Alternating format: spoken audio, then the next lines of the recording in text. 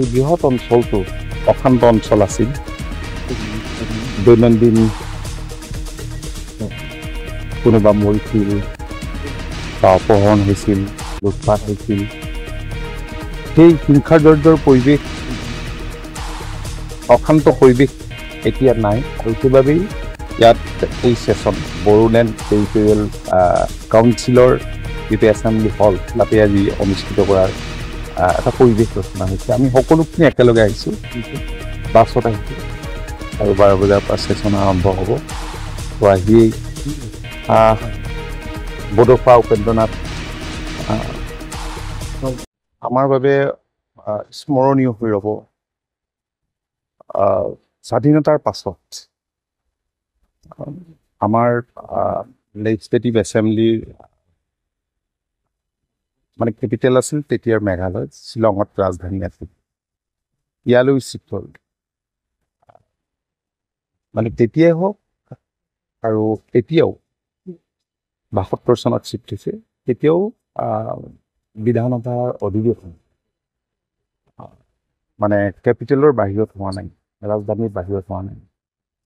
তো এনে সিদ্ধান্তই মই ভাবোঁ যে এই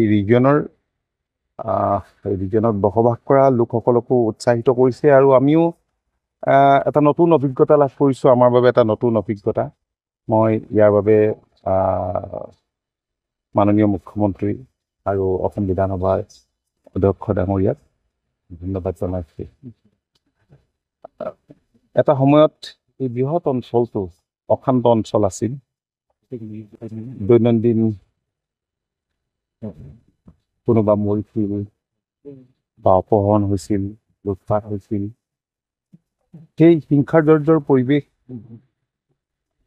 অশান্ত পৰিৱেশ এতিয়া নাই, আৰু সেইবাবেই ইয়াত এই ছেছন বড়োলেণ্ড টেৰিটৰিয়েল কাউন্সিলৰ যিটো এছেম্বলি হল তাতে আজি অনুষ্ঠিত কৰাৰ এটা পৰিৱেশ ৰচনা হৈছে। আমি সকলোখিনি একেলগে আহিছোঁ, বাছত আহিছোঁ, আৰু 12 বজাৰ পৰা ছেছন আৰম্ভ হ'ব। তো আহিয়েই বডোফা উপেন্দ্ৰনাথ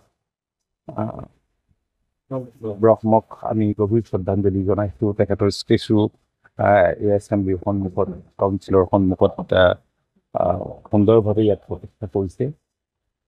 মোৰ মনত পৰিছে উপেন্দ্ৰনাথ ব্ৰহ্মৰ সেই মৃত্যুৰ দিনটোলৈ, সেই দিনটোতো আহিছোঁ। তেতিয়া মই আছুত আছিলোঁ, তেওঁ আপছুত আছিল, তেওঁৰ সম্পৰ্ক আছিল। আৰু মই ভাবোঁ যে এনে সিদ্ধান্তৰ মানে ইয়াৰ ক্ৰিয়া নিশ্চয় সুদূৰপ্ৰসাৰী হ'ব।